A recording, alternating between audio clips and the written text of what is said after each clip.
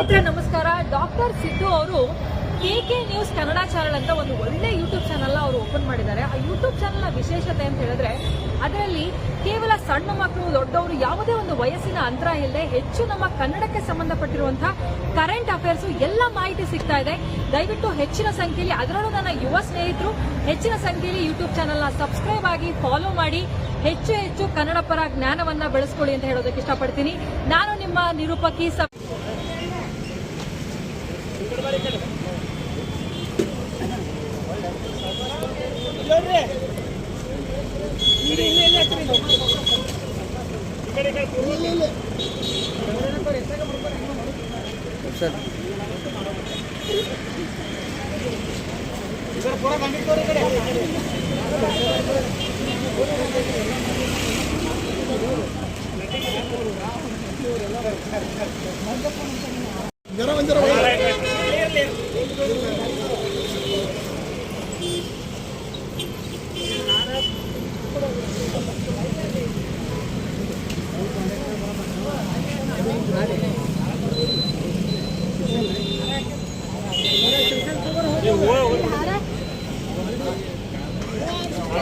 ಕೃಷಿ ಮಾಡಿದ್ವಿ ಇವತ್ತಂದ್ರ ಇವತ್ತು ಮಣ್ಣು ಫಲವತ್ತಾಗ್ತದ.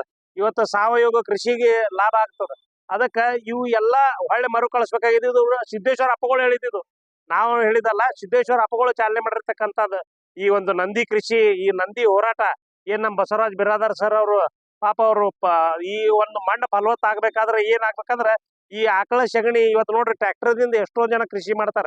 ಅವು ಟ್ರ್ಯಾಕ್ಟರ್ದಿಂದ ಮಾಡೋದ್ರಿಂದ ಅವು ಕೆಬ್ಬಣದಿಂದ ಮಾಡಿದ್ರಪ್ಪ ಅಂತಂದ್ರ ಅಲ್ಲಿ ಮಣ್ಣು ಫಲವತ್ತಾಗೋದಿಲ್ಲ. ಏನ್ ಆಕಳ ಸಗಣಿ ಈ ಭೂಮಿ ಒಳಗ್ ಬೀಳ್ತದ ಅದು ಬಂಗಾರ ಆಗ್ತದ. ಅವತ್ತ ನಾವ್ ಬೆಳ್ಯಾಕ್ ಸಾಧ್ಯ ಆಗ್ತದ. ಅದಕ್ಕೆ ನಾನು ಹೆಚ್ಚಿಗೆ ಮಾತನಾಡದೆ ಇವತ್ತೇನ್ ಈ ರಥಯಾತ್ರೆಯನ್ನು ಇವತ್ತ ಈ ಶ್ರೀಶೈಲವರಿಗೆ ಹೊರಟದ, ಅದು ಎಲ್ಲೆಲ್ಲಿ ಹೋಗ್ತದ, ಏನ್ ಮಾಡ್ತದ, ಅದ್ರ ಮೂಲ ಉದ್ದೇಶ ಏನ್ ಅನ್ನೋದು ನಮ್ಮ ಬಸವರಾಜ ಬಿರಾದರ್ ಸರ್ ಅವರು ತಮ್ಗ ಅದ್ರ ಬಗ್ಗೆ ಎರಡು ಮಾತನಾಡದ ಹೇಳ್ಬೇಕಂತ ಅಂದ್ ಕೇಳ್ಕೊತೀನಿ.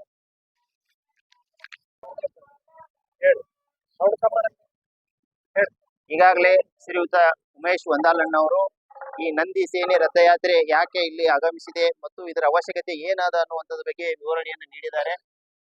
ಅವರ ಒಂದು ನೇತೃತ್ವದಲ್ಲಿನೇ ನಾವು ವಿಜಯಪುರದ ಜ್ಞಾನ ಯೋಗಾಶ್ರಮದಿಂದ ಸಿದ್ದೇಶ್ವರಪ್ಪರ ಜನ್ಮಸ್ಥಳವಾದಂತಹ ಬಿಜ್ಜರ್ಗಿ ಗ್ರಾಮದ ಎಲ್ಲಿ ಜನ್ಮ ತಾಳಿದ್ರು ಆ ಮನೆಯವರೆಗೆ ಸುಮಾರು ಒಂದು 40 ಕಿಲೋಮೀಟರ್ ಪಾದಯಾತ್ರೆಯನ್ನ ನಾವು ಮಾಡಿದೀವಿ.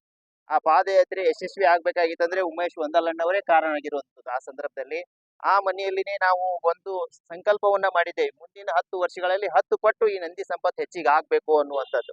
ಆದ್ರೆ ಇವತ್ತು ಮುಂದೆ ಬರೋದು ನಮಗೆ ಗೊತ್ತಾಗ್ತಾ ಇದೆ. ಇವತ್ತು ನಂದಿ ಸಂಪತ್ತನ್ನ ಉಳಿಸದೆ ಹೋದ್ರೆ ಇಡೀ ಜಗತ್ತಿನ ಯಾವ ದೇಶಕ್ಕೂ ಭವಿಷ್ಯ ಇಲ್ಲ ಅನ್ನುವಂಥದ್ದು. ಇವತ್ತಿನ ದಿವಸನೇ ಪೇಪರ್ ಅಲ್ಲಿ ಬಂದಿರುವಂತದ್ದು, ಒಂದು ಸಿಲಿಂಡರ್ಗೆ ಗ್ಯಾಸ್ ಸಿಲಿಂಡರ್ಗೆ 60 ರೂಪಾಯಿ ಹೆಚ್ಚಿಗೆ ಆಗಿರುವಂತದ್ದು. ಅಂದ್ರೆ ಮುಂದಿನ ದಿನಗಳಲ್ಲಿ ಇದು ಹೆಚ್ಚಿಗೆ ಹಾಕೋತಾನೆ ಹೋಗೋದು ಅಂತ. ಹಾಗಾಗಿ ನಾವು ಡೀಸೆಲ್ ಪೆಟ್ರೋಲ್ ಆಧಾರಿತವಾಗಿ ಕೃಷಿಯನ್ನ ಮಾಡಿದಿವಿ ಅಂದ್ರೆ ಮೊದಲನೇದು ರೈತರ ಸಾಲಗಾರ ಆಕಾರೆ, ಎರಡನೇದು ಉದ್ದಿಮೆದಾರರು ಸಾಲಗಾರ ಆಕಾರೆ, ಮೂರನೇದು ರಾಜ್ಯ ಸಾಲಗಾರ ಆಗತ್ತೆ, ನಾಲ್ಕನೇದು ಈ ದೇಶನೇ ಸಾಲಗಾರ ಆಗತ್ತೆ. ಹಾಗಾಗಿ ಒಟ್ಟಾರೆ ಪ್ರತಿಯೊಬ್ಬರು ಇವತ್ತು ಸಾಲಗಾರಾಗಿ ತಯಾರಾಗಕ್ಕೆ ಮೂಲ ಕಾರಣಪ್ಪ ಅಂದ್ರೆ ಈ ನಂದಿ ಸಂಪತ್ತು ಹೋಗಿ ನಾವೆಲ್ಲರೂ ಈ ಒಂದು ತೈಲ ಸಂಪತ್ತನ್ನ ಅವಲಂಬಿಸಿರುವಂತದ್ದು. ಹಾಗಾಗಿ ಎಲ್ಲಿ ತೈಲ ಸಂಪತ್ತು ಇದೆಯೋ ಆ ದೇಶನೂ ಸರ್ವನಾಶ ಆಗತ್ತೆ, ಮತ್ತು ಆ ತೈಲವನ್ನು ತಂದು ಎಲ್ಲಿ ನಾವು ಉಪಯೋಗ ಮಾಡ್ತೀವಿ ಆ ದೇಶನೂ ಕೂಡ ಸರ್ವನಾಶ ಆಗ್ತದೆ ಅನ್ನುವಂಥದ್ದು ಇವತ್ತು ವಿಜ್ಞಾನ ಹೇಳ್ತಾ ಇದೆ, ಇತಿಹಾಸ ಹೇಳ್ತಾ ಇದೆ. ಅದೇ ರೀತಿ ಬಸವಣ್ಣವರ ವಚನಗಳು ಹೇಳ್ತಾ ಇದ್ದಾವೆ. ಮತ್ತು 12ನೇ ಶತಮಾನದಲ್ಲಿ ಏನೆಲ್ಲ ಶರಣರು ಸಂತರು ಆಗಿ ಹೋಗಿದಾರೋ ಅವೆಲ್ಲಾ ವಚನಗಳು ಹೇಳ್ತಾ ಇರುವಂತದ್ದು. ಹಾಗಿದ್ರೆ ಈ ಸಂದರ್ಭದಲ್ಲಿ ಇದು ಯಾರಿಗಾಗಿ ನಾವು ಮಾಡ್ತಾ ಇದೀವಿ ಅಂತಂದ್ರೆ ಪ್ರತಿಯೊಬ್ಬ ಪ್ರಜೆಗಾಗಿನೂ ಮಾಡ್ತಾ ಇರುವಂತದ್ದು. ಅಂದ್ರೆ ಪ್ರತಿಯೊಬ್ಬರು ಇದು ಅರಿತು ಹೆಜ್ಜೆ ಇಡಬೇಕಾಗಿದೆ ಅಂತ ಹೇಳಿ ಇವತ್ತು ಮುಖ್ಯವಾಗಿ ಅದರಲ್ಲಿನೂ ಪ್ರಮುಖವಾಗಿ ನಾವು ಇದನ್ನ ಸಂದೇಶ ಯಾರಿಗೆ ನೀಡ್ತಾ ಇದೀವಿ ಅಂತಂದ್ರೆ ಇದು ಹೋರಾಟ ಅಲ್ಲ. ಖಂಡಿತವಾಗಿ ಹೋರಾಟ ಅಂದ್ರೆ ಯಾರೋ ಒಬ್ಬ ವಿರೋಧಿ ಬೇಕಾಗ್ತದ. ಇದಕ್ಕೆ ಯಾರು ವಿರೋಧ ಹೇಳ್ರಿ, ಎಲ್ಲರೂ ಹೌದಾ, ಎಲ್ಲರಿಗೂ ಬಸವಣ್ಣ ಬೇಕಾಗ್ಯಾನ, ಆದ್ರೆ ಅರಿವಿಲ್ಲ. ಹಾಗಾಗಿ ಅರಿವು ಮೂಡಿಸ್ತಾ ಇರುವಂತದ್ದು. ಹಾಗಾಗಿ ಇವತ್ತು ಯಾರೇ ಜನನಾಯಕರಾಗಿರ್ಬೋದು, ಜನಪ್ರತಿಗಳು ಯಾವುದೇ ಪಕ್ಷದವರಾಗಿರ್ಬೋದು, ಅವ್ರ ಭವಿಷ್ಯ ಈ 4 ಕಾಲಿನ ಬಸವಣ್ಣನ ಮೇಲೆ ನಿಂತದ, ಈ ನಂದಿ ಮೇಲೆ ನಿಂತದ ಅನ್ನುವಂಥದ್ದು. ಅವನು ಉಳಿಸ್ತೀವಿ ಬೆಳೆಸ್ತೀವಿ ಅಂತ ಹೇಳಿ ಯಾರಾದ್ರೂ ಮುಂದೆ ಬಂದ್ರೆ ಮಾತ್ರ ಅವ್ರಿಗೆ ಒಳ್ಳೆ ಭವಿಷ್ಯ ಅದ, ಮತ್ತು ಅಂತವ್ರಿಗೆ ಮತ ನೀಡಿದವ್ರಿಗೆ ಮಾತ್ರ ಭವಿಷ್ಯ ಅದ ಅನ್ನುವಂಥದ್ದು. ಹಾಗಾಗಿ ಇದು ಶ್ರೀಶೈಲ ಮಲ್ಲಯ್ಯನ ಸನ್ನಿಧಾನದಲ್ಲೇ ಇದ್ರ ಬಗ್ಗೆ ಏನಾಗಬೇಕು, ಸೂಕ್ತವಾದಂತ ಚರ್ಚೆಗಳಾಗಬೇಕು, ಇದ್ರ ಬಗ್ಗೆ ಸೂಕ್ತವಾದಂತ ನಿರ್ಧಾರಗಳಾಗಬೇಕು ಅನ್ನುವಂತ ನಿಟ್ಟಿನಲ್ಲಿ ಈ ಒಂದು ನಂದಿ ಸೇನೆ ರಥಯಾತ್ರೆ ಇದು ಯಡಿಯೂರದಿಂದ ಚಾಲನೆಗೊಂಡಿರೋದು. ಈ ಭಾರತ ದೇಶದ ಉಪರಾಷ್ಟ್ರಪತಿಗಳು ಇದನ್ನ ಚಾಲನೆ ನೀಡಿದ್ದಾರೆ, ಮತ್ತು ಇದರ ದಿವ್ಯ ಸಾನ್ನಿಧ್ಯವನ್ನ ಪೂಜ್ಯ ಶ್ರೀಶೈಲ ಜಗದ್ಗುರುಗಳು ವಹಿಸಿಕೊಂಡಿರುವಂತದ್ದು. ಮುಂದೆ ಅಲ್ಲಿನೂ ಕೂಡ ಶ್ರೀಶೈಲ ಜಗದ್ಗುರುಗಳೇ ಇದರ ಸ್ವಾಗತವನ್ನು ಮಾಡ್ಕೊಂಡಿದ್ದಾರೆ ಮತ್ತು ಈ ಒಂದು ರಾಜ್ಯದ ಪ್ರಮುಖ ನಾಯಕರು ಕೂಡ ಅಲ್ಲಿ ಆಗಮಿಸೋರಿದ್ದಾರೆ. ಹಾಗಾಗಿ ಅಲ್ಲಿಂದ ಇದು ಏನಾಗುತ್ತೆ ಅಂತಂದ್ರೆ ರಾಷ್ಟ್ರ ಮಟ್ಟದಲ್ಲಿ ಈ ವಿಚಾರ ಇನ್ನೂ ತೀವ್ರಗತಿಯಲ್ಲಿ ಏನಾಗಬೇಕು, ಹರಡಬೇಕು ಮತ್ತು ಇದ್ರ ಬಗ್ಗೆ ಜನಜಾಗೃತಿ ಮೂಡಿಸ್ಬೇಕು ಅಂತ ಒಂದು ಯೋಜನೆ ರೂಪಿಸೋದಿದೆ. ಹಾಗಾಗಿ ನಾ ಈ ಮೂಲಕ ಒಂದು ಜನತೆಗೆ ಕೋರಿಕೊಳ್ಳೋದೇನು ಅಂದ್ರೆ 15ನೇ ತಾರೀಕಿಗೆ ಆ ಶ್ರೀಶೈಲ ಮಲ್ಲಯ್ಯನ ಒಂದು ಸನ್ನಿಧಾನಕ್ಕೆ ತಾವೆಲ್ಲರೂ ಕೂಡ ಆಗಮಿಸಿ ಇದರಲ್ಲಿ ಭಾಗವಹಿಸಿ ಅಂತೇಳಿ ಈ ಸಂದರ್ಭದಲ್ಲಿ ನಾನು ಪ್ರತಿಯೊಬ್ಬರಿಗೂ ಕೂಡ ಕೋರಿಕೊಳ್ತಾ ಇದ್ದೀನಿ. ಧನ್ಯವಾದಗಳು. ಈ ಒಂದು ನಂದಿ ಸೇನೆ ರಥಯಾತ್ರೆ ಈಗ ಯಡಿಯೂರದಿಂದ ಮುಂದೆ ಕಾಗವಾಡಕ್ಕೆ ಬಂತು, ಕಾಗವಾಡದಿಂದ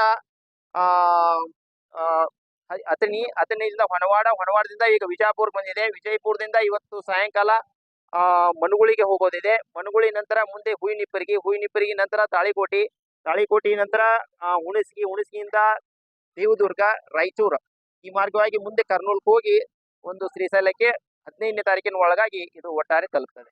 ಅದು ದಾರಿಯಲ್ಲಿ ಹೋಗೋ ಮಧ್ಯೆ ಸುಮಾರು ಸಾವಿರಾರು ಎತ್ತಿನ ಬಂಡಿಗಳು ಇದರಲ್ಲಿ ಪಾಲ್ಗೊಳ್ಳಿದಾವೆ. ಎಲ್ಲೆಲ್ಲಿ ನಾವು ಗ್ರಾಮ ಮಟ್ಟಕ್ಕೆ ಹೋಗ್ತೀವೋ ಅಲ್ಲಿ ಈಗಾಗಲೇ ನಮಗೆ 100 ಎತ್ತಿನ ಬಂಡಿಗಳು ಇದ್ರ ಜೊತೆಯಲ್ಲಿ ಮೆರವಣಿಗೆ ಬಂದು ಅವು ಇದನ್ನ ಸ್ವಾಗತ ಮಾಡಿ ಬೀಳ್ಕೊಡ್ತಾ ಇದ್ದಾರೆ. ಅದು ಬಹಳ ವಿಶೇಷವಾಗಿರುವಂತದ್ದು. ಹಾಗಾಗಿ ಈಗ ರಾಜ್ಯದಲ್ಲಿರುವಂತ ಒಟ್ಟಾರೆ 20 ಲಕ್ಷ ಜೋಡೆತ್ತಿನ ಕೃಷಿಕರು ನಾವು ನಂದಿ ಸೈನಿಕರು ಅಂತೇಳಿ ಅವ್ರು ಏನಾಗಬೇಕಾಗಿದೆ, ಮುಂದೆ ಬರಬೇಕಾಗಿದೆ ಅನ್ನೋಂಥದ್ದು ನಮ್ಮ ಹಕ್ಕು ಅನ್ನುವಂಥದ್ದು. ಈ ದೇಶವನ್ನು ಕಟ್ಟಿದವ್ರು ನಾವಿದ್ದೀವಿ, ಮುಂದೂ ಕೂಡ ಉಳಿಸೋರು ನಾವು ಇದೀವಿ ಅನ್ನುವಂತ ಒಂದು ಏನಾಗ್ಬೇಕಂತಂದ್ರೆ ಅವರ ಒಂದು ಹಕ್ಕನ್ನ ಅವ್ರು ಏನ್ ಮಾಡ್ಬೇಕಾಗಿದೆ, ವ್ಯಕ್ತಪಡಿಸಬೇಕಾಗಿದೆ.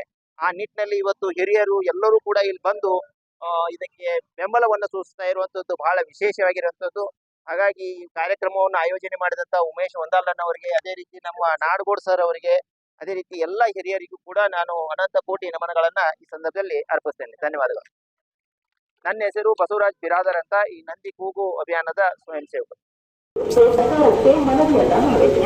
4 ಜಾಗೃತಿ ಜೋಡತಿನ ಕೃಷಿಕರು ನಿರ್ವಹಿಸ್ತಾ ಇರೋ ರಾಷ್ಟ್ರೀಯ ಜವಾಬ್ದಾರಿ ಬಗ್ಗೆ ಸಾರ್ವಜನಿಕರಲ್ಲಿ ಅರಿವನ್ನ ಮೂಡಿತು. ಯಾತ್ರೆಯ ಹಾದಿ ಮತ್ತು ದಿನಾಂಕಗಳು ಹೀಗಿದೆ. ಈ ಯಾತ್ರೆಯು ಬೆಳಗಾವಿ ಜಿಲ್ಲೆಯ ಚಿಕ್ಕೋಡಿ ತಾಲೂಕಿನ ಯರೂರು ಗ್ರಾಮದ ಶ್ರೀ ವೆಂಕಟೇಶ್ವರ ದೇವಸ್ಥಾನದಿಂದ ಆರಂಭ ಆಗಿ 10 ದಿನಗಳ ಕಾಲ ವಿವಿಧ ಗ್ರಾಮ ನಗರಗಳ ಮೂಲಕ ಹಾದು ಹೋಗಲಿದೆ. ದಿನಾಂಕ 5ರಂದು ಯಡಿಯೂರದಲ್ಲಿ ಚಾಲನೆ ಆಗಿರ್ತಕ್ಕಂಥ ನಂದಿ ಸೇನೆ ರಥಯಾತ್ರೆ ಇದು ಎಲ್ಲ ಕಡೆ ಪ್ರತಿ ಊರಿಗೆ ಗ್ರಾಮಗಳಿಗೆ ಹಾಯ್ದು ಹೇಳಿ ಸರ್. ಇವತ್ತು ಬೆಳಗಾವಿ ಜಿಲ್ಲೆ ಚಿಕ್ಕೋಡಿ ತಾಲೂಕು ಯಡೂರು ಗ್ರಾಮದಿಂದ ಶ್ರೀ ವೀರಭದ್ರೇಶ್ವರ ದೇವಸ್ಥಾನದಿಂದ ಶ್ರೀಶೈಲವರೆಗೆ ಇದೆ. ಇವತ್ತು 5ನೇ ತಾರೀಕಿಗೆ ದಿನಾಂಕ 5ನೇ ತಾರೀಕಿಗೆ ಈ ಯಾತ್ರೆ ಚಾಲು ಆಗ್ಯದ. ಇವತ್ತು ವಿಜಯಪುರ ನಗರಕ್ಕೆ ಆಗಮಿಸಿದ ಇವತ್ತು ಸಾಕಷ್ಟು ಹಿರಿಯರು ನಮ್ಮ ವೀರಶೈವ ಲಿಂಗಾಯತ ಮಹಾಸಭಾದು ಹಾಗೂ ರಾಷ್ಟ್ರೀಯ ಸ್ವಯಂ ಸೇವಕ ಸಂಘದಿರ್ಬೋದು, ಎಲ್ಲ ನಮ್ಮ ರಾಮನವಮಿ ಉತ್ಸವ ಸಮಿತಿಯ ಎಲ್ಲ ಪದಾಧಿಕಾರಿಗಳು, ತಾಯಂದರು ಎಲ್ಲರೂ ಇವತ್ತು ಇದಕ್ಕೆ ಭವ್ಯವಾಗಿ ಸ್ವಾಗತವನ್ನು ಕೊಡ್ಯಾರ. ಯಾಕೆ ಈ ಯಾತ್ರೆ ಮಾಡಕತ್ತಾರಪ್ಪ ಅಂತಂದ್ರೆ ಇವತ್ತು ಏನಾಗ್ಬಿಟ್ಟದ, ಜೋಡಿ ಎತ್ತಿನ ಕೃಷಿ ಹೊರಟೋಗ್ಬಿಟ್ಟದ. ಅದಕ್ಕೆ ಮಣ್ಣು ಫಲವತ್ತಾಗಲ್ಲಾಗ್ಯದ. ಆ ಮಣ್ಣು ಫಲವತ್ತಾಗಬೇಕಪ್ಪ ಅಂತಂದ್ರೆ ಮತ್ತೆ ಜೋಡಿ ಎತ್ತಿನ ಕೃಷಿ ಶುರು ಆಗಬೇಕಾಗ್ಯದ.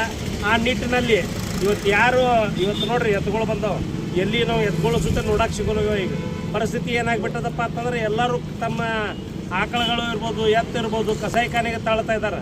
ಅವೆಲ್ಲ ಬಂದ್ ಮಾಡಿ ಇವತ್ತು ನಾವು ನಮ್ಮ ಭೂಮಿಯಲ್ಲಿ ಇವತ್ತೇನಾದರೂ ನಾವು ಪ್ರತಿಯೊಂದು ಭೂಮಿಯಲ್ಲಿ ಒಂದು 2 ಎತ್ತು ಸಾಕಿದೀವಪ್ಪ ಅಂತಂದ್ರೆ ಅದ್ರ ಮೂಲಕ ನಾವು ಕೃಷಿ ಮಾಡಿದೀವಿ ಅಂತಂದ್ರೆ ಇವತ್ತು ಮಣ್ಣು ಫಲವತ್ತಾಗ್ತದೆ. ಇವತ್ತು ಸಾವಯವ ಕೃಷಿಗೆ ಲಾಭ ಆಗ್ತದೆ. ಅದಕ್ಕೆ ಇವು ಎಲ್ಲ ಹೊಳ್ಳಿ ಮರುಕಳಿಸ್ಬೇಕಾಗಿದ್ದು ಸಿದ್ದೇಶ್ವರ ಅಪ್ಪಗಳು ಹೇಳಿದ್ದು, ನಾವು ಹೇಳಿದಲ್ಲ. ಸಿದ್ದೇಶ್ವರ ಅಪ್ಪಗಳು ಚಾಲನೆ ಮಾಡಿರ್ತಕ್ಕಂಥದ್ದು ಈ ಒಂದು ನಂದಿ ಕೃಷಿ, ಈ ನಂದಿ ಹೋರಾಟ ಏನು ನಮ್ಮ ಬಸವರಾಜ್ ಬಿರಾದರ್ ಸರ್ ಅವರು ಪಾಪ ಅವರು ಈ ಒಂದು ಮಣ್ಣು ಫಲವತ್ತಾಗಬೇಕಾದ್ರೆ ಏನಾಗಬೇಕಂದ್ರೆ ಈ ಆಕಳ ಸಗಣಿ ಇವತ್ತು ನೋಡ್ರಿ ಟ್ರ್ಯಾಕ್ಟರ್ದಿಂದ ಎಷ್ಟೋ ಜನ ಕೃಷಿ ಮಾಡ್ತಾರೆ. ಅವು ಟ್ರ್ಯಾಕ್ಟರ್ದಿಂದ ಮಾಡೋದ್ರಿಂದ ಅವು ಕೆಬ್ಬಣದಿಂದ ಮಾಡಿದ್ರಪ್ಪ ಅಂತಂದ್ರೆ ಅಲ್ಲಿ ಮಣ್ಣು ಫಲವತ್ತಾಗೋದಿಲ್ಲ. ಏನು ಆಕಳ ಸಗಣಿ ಈ ಭೂಮಿಯೊಳಗೆ ಬೀಳ್ತದೆ ಅದು ಬಂಗಾರ ಆಗ್ತದೆ. ಅವತ್ತು ನಾವು ಬೆಳಕ್ಕೆ ಸಾಧ್ಯ ಆಗ್ತದೆ. ಅದಕ್ಕೆ ನಾನು ಹೆಚ್ಚಿಗೆ ಮಾತನಾಡಿದೆ. ಇವತ್ತೇನು ಈ ರಥಯಾತ್ರೆಯನ್ನು ಇವತ್ತು ಈ ಶ್ರೀಶೈಲವರಿಗೆ ಹೊರಟದ, ಅದು ಎಲ್ಲೆಲ್ಲಿ ಹೋಗ್ತದೆ, ಏನು ಮಾಡ್ತದೆ, ಅದರ ಮೂಲ ಉದ್ದೇಶ ಏನು ಅನ್ನೋದು ನಮ್ಮ ಬಸವರಾಜ ಬಿರಾದರ್ ಸರ್ ಅವರು ತಮ್ಗೆ ಅದ್ರ ಬಗ್ಗೆ 2 ಮಾತನಾಡೋದು ಹೇಳಬೇಕಂತ ಅಂದು ಕೇಳ್ಕೊತೀನಿ. ನಂದಿ ಸೈನಿಕರು, ನಂದಿ ಸೈನಿಕರು, ನಂದಿ ಸೈನಿಕರು, ನಂದಿ ಸೇನೆಗೆ ಜಯವಾಗಲಿ, ನಂದಿ ಸೇನೆಗೆ ಜಯವಾಗಲಿ, ನಂದಿ ಸೇನೆಗೆ ಜಯವಾಗಲಿ. ನಾವೆಲ್ಲರೂ ನಂದಿ ಸೈನಿಕರು. ನಾವೆಲ್ಲರೂ